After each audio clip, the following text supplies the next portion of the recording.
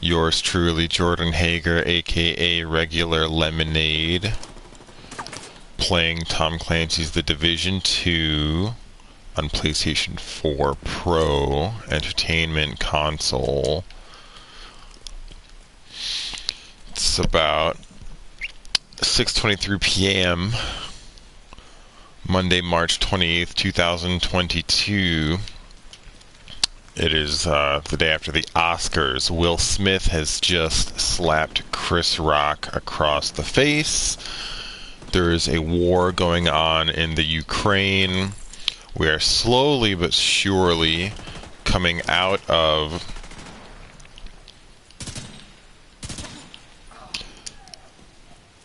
the coronavirus pandemic, the COVID pandemic. And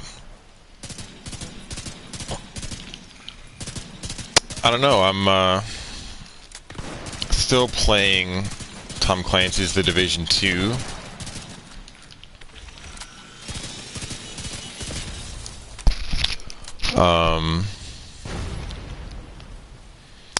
The game originally came out in 2019. Around this time, I believe it was March 15th, 2019.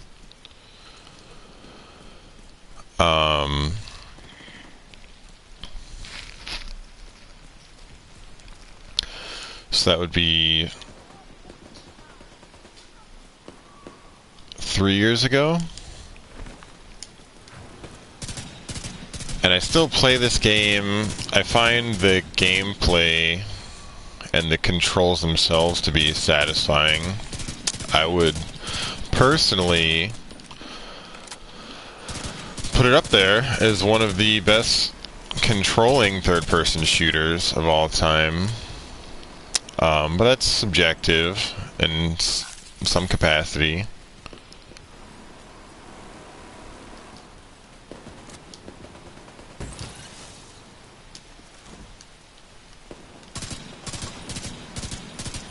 I don't know.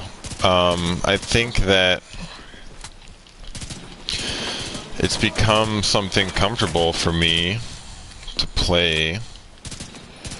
Where, like, for example, I'm also playing Elden Ring right now, and I could be playing Elden Ring at the moment.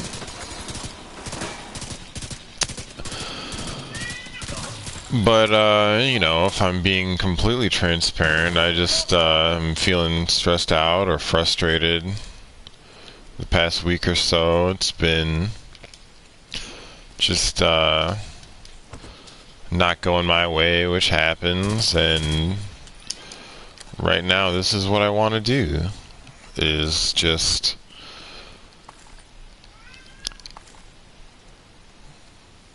look around the sort of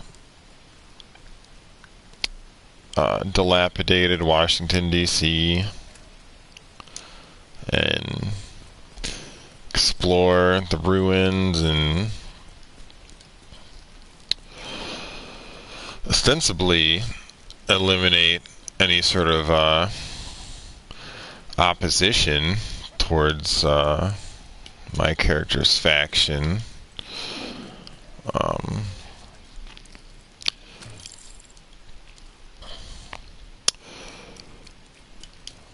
I don't know. I find something peaceful about this game, or maybe it's affirming. I find it to be only challenging enough to entice me to keep going without dissuading me. Now, that being said, there's much more difficult content in this game that I could not tackle on my own. And rarely I will play this game with other people, but frequently and more often than not, I do play this game on my own. I don't particularly have a lot of PlayStation or internet friends that I play with that I don't know in real life. Like, I try not to add people that I don't actually know in person.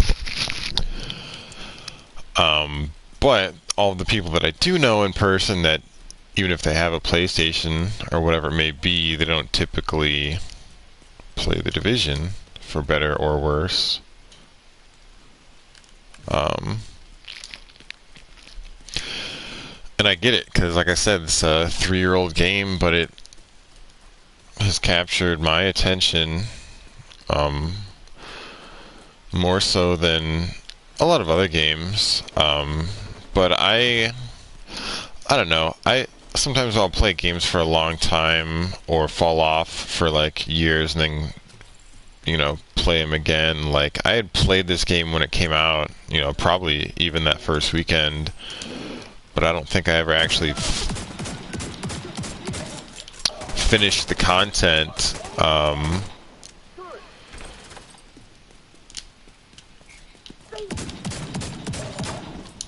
Until I want to say last year, even, or like, I had gotten the DLC last year, I believe, and I really finished all of the entire game's content. Or that's not true. Like I said, there are raids that I can't do alone that I haven't attempted. You can see here my SHD level is 61. That's not your character level. Your character level stops at 40. And then the SHD level is sort of like a prestige system, or like an endgame, sort of like a post-game, endgame levels, leveling up content sort of things. It's actually very similar to Diablo 3, where you can have very minor stat boosts as you level up beyond the typical end game, but they accumulate, obviously, and then eventually your character does get very, very strong, and there are people that run the raids solo or duo or whatever. It's possible. I'm not that high of level.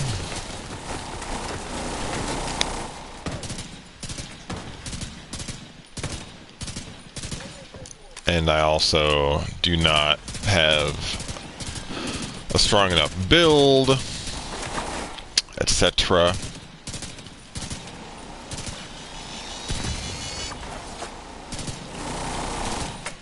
What I'm doing right now is just trying to make it over to this bounty target, which is pretty much exactly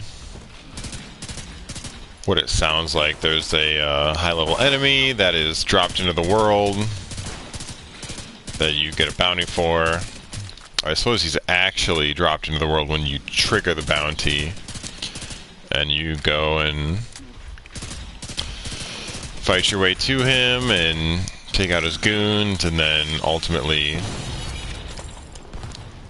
dispatch himself or herself. And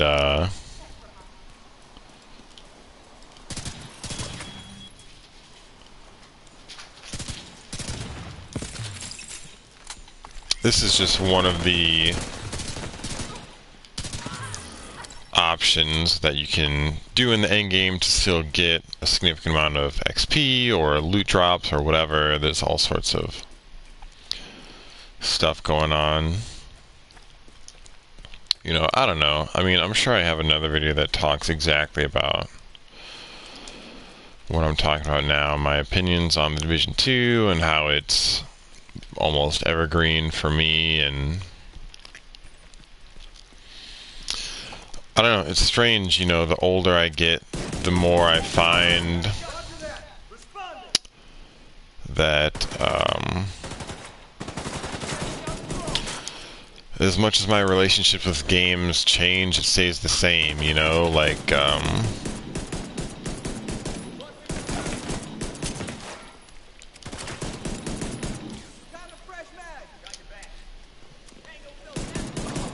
there were points in my life where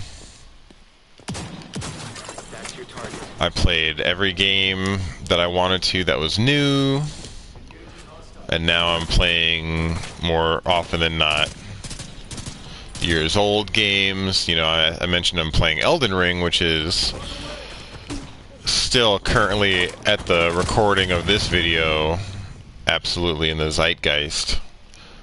Still a very popular Twitch streaming game, still being spoken about on podcasts, and most people that are playing the game haven't finished it yet, are still digging into it, still discovering a lot of things. Even people that have finished it are still really digging into the minutiae, the secrets, the lore, the details of a game that's so expansive that it has so much room for details.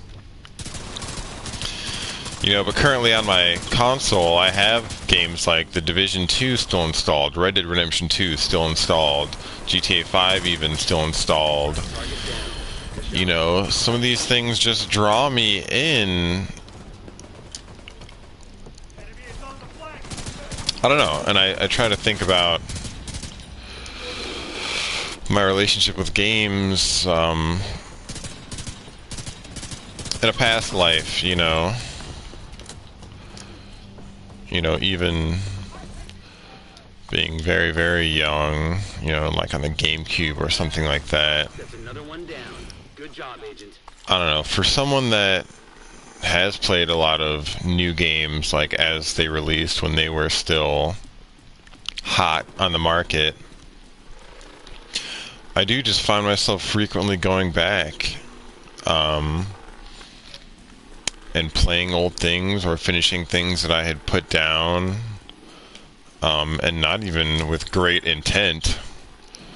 I don't think I'm a particularly backlog-oriented person. I have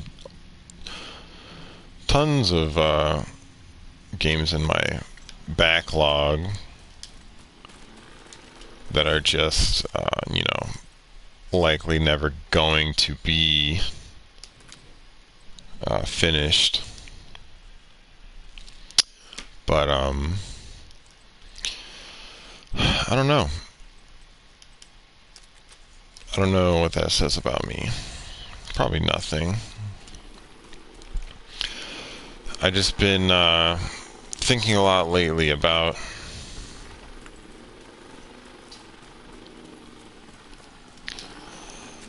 I don't know, I suppose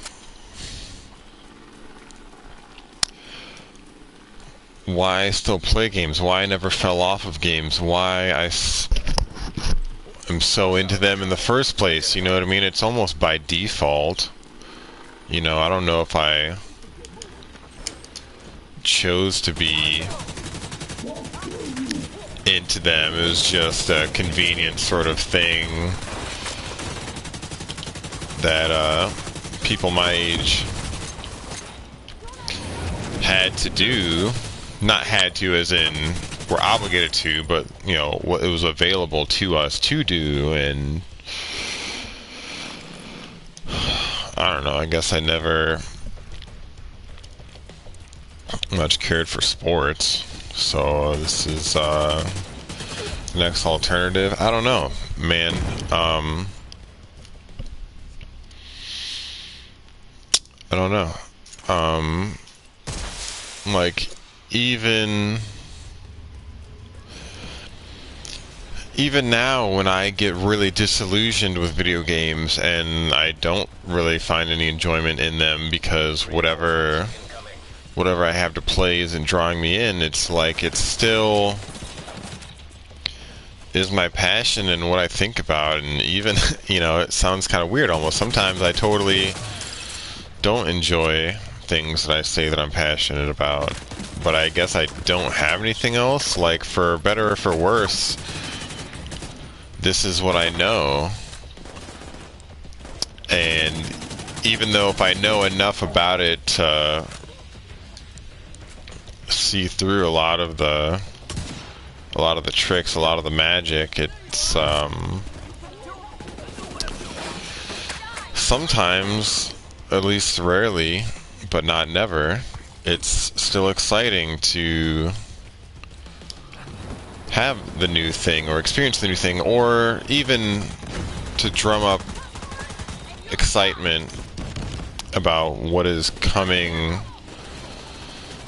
soon, coming next, and how it's different, how it's going to be better, and how it's going to be improved, even though I've frequently compared all games just to a more elaborate form of Space Invaders. You know, you have your character and you have the ostensible conflict, and then you have the physical gameplay in the way that you control your character and navigate the environment on top of navigating the conflict between the enemies that will eliminate your character, or your character eliminating the enemies. You know, and in the same way, a lot of it can be boiled down to these tentpole pieces throughout history. Like Doom, you have a maze, you have enemies, you have keys, and you make your way through the maze, getting items to progress further, or you get weapons to confront stronger and stronger enemies. You know, I don't know, it's all trite in some way, in the same capacity that I suppose a Disney film is. Like, it's all about, oh man, it's all about pretending to be a hero, or pretending to overcome something, or in the case of a Disney movie, you know, I don't know, finding yourself, or learning a moral, you know. And it's like we have all these things that are, in more ways than one, just a repackaging of what's come prior, and yet we still look at the newest thing because technology changes the lens at which we view it. But it's still almost entirely unenchanting when you have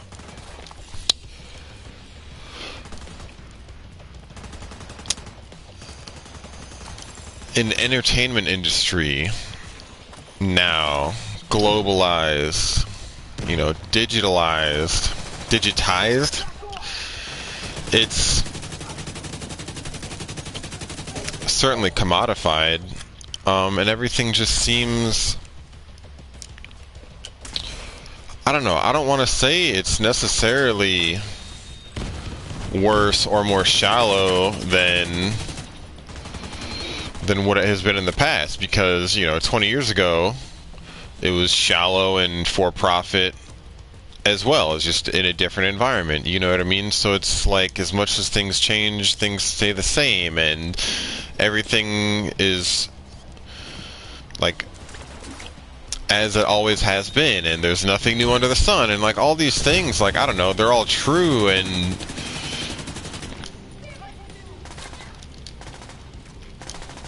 even if it's, I don't know,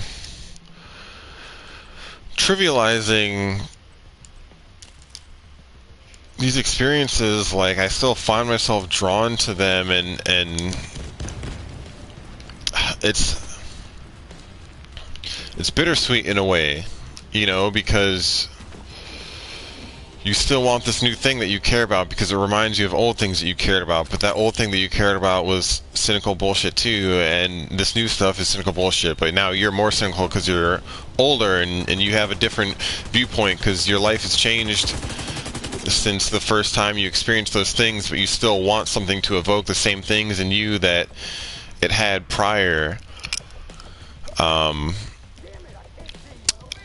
I just don't know what that means. You know, I don't know if I'm just not ready to be at the next step of critique, of creative understanding of anything, of reality, of some sort of responsibility as a consumer, as a person. I don't know.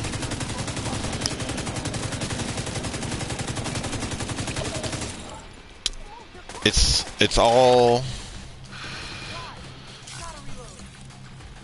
almost entirely confusing because it is meaningless in a sense that there is no point in going on beyond the point of it's the next person's turn. You know, we all got our chance to make fiction, and yeah, all the fiction is the same, but now it's this fiction instead, and it's like, you know, it is totally the same, but it's different a little bit, or at least it's more relevant to the times that it was released in, even though times are cyclical in ways as well.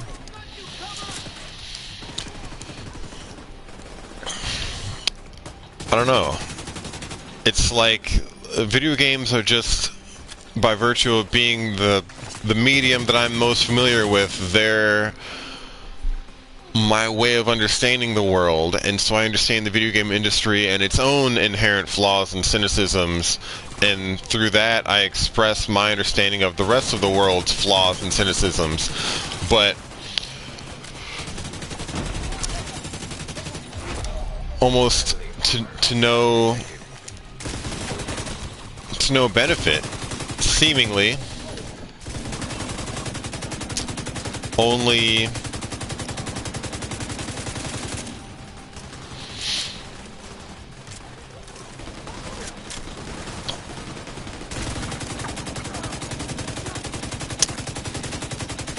I don't know. I mean, I suppose in some capacity technology has a bit of an end goal, a bit of an end zone, at least one that we are aware of. We can't see it yet, not clearly, but we know that sort of all the technologies that we have available to us now are going to continue to evolve and grow, and over time sort of combine, collapse in on each other, whatever it may be, and lead to sort of this new thing.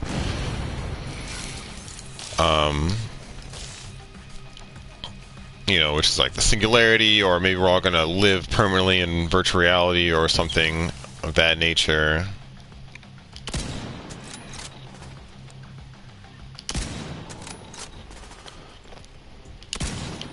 You know, and I don't know, I guess I just am bored of waiting for that. I don't know, things don't impress me necessarily anymore. Like, it doesn't feel like anyone has any integrity anymore, maybe even including myself. But I don't know what my integrity would do to benefit me. You know, especially if, you know, if you have a very principled man serving a very unprincipled man, then the principled man basically is useless. You know, everyone has their own sense of right and wrong, but I think at the end of the day, most people are just trying to mind their own business, and that's sort of like the flaw is you can mind your own business to a fault, and we're creating a world where people are just satisfied enough with our entertainment that, I don't know, we want to mind our own business more. We want to forget about all of the things that we should be have occupying our time more, that we should have more civil responsibility than we do. I don't know. Like, The Division 2 is a game about people without a society, in total anarchy, coming together and choosing to be organized and to be civil in the face of adversity, and choosing to help each other in the face of opportunity to benefit really from helping oneself, you know? And it's not like we live in a world without charity. You know, there's plenty of good people doing good things out there trying to make the world a better place, and so I don't know if it's the media coverage that we're more aware of bad things, that we're more aware of bad things happening on the other side of the entire world now. You know, it's hard to determine. Detected. The control point in proximity. Hard to determine why I feel the way I do. You know, why am I so cynical when you have art, you have depictions of cynicism in prior generations. You know, you have even things as far back as like 1984 expressing distrust in the government, removing, you know, echelons of our privacy step by step, you know, and it's like, I don't know, I feel like I get no benefit from fiction, and I get no more hope from nonfiction, you know, like, I don't know, other than I guess that it keeps going on, you know. But I feel like if all these people have opportunities to do good and they don't, how can we expect any different from anyone else, you know? Like if we just exist in this world where you are intended to be self-serving, I don't know, I guess we're gonna reap what we sow.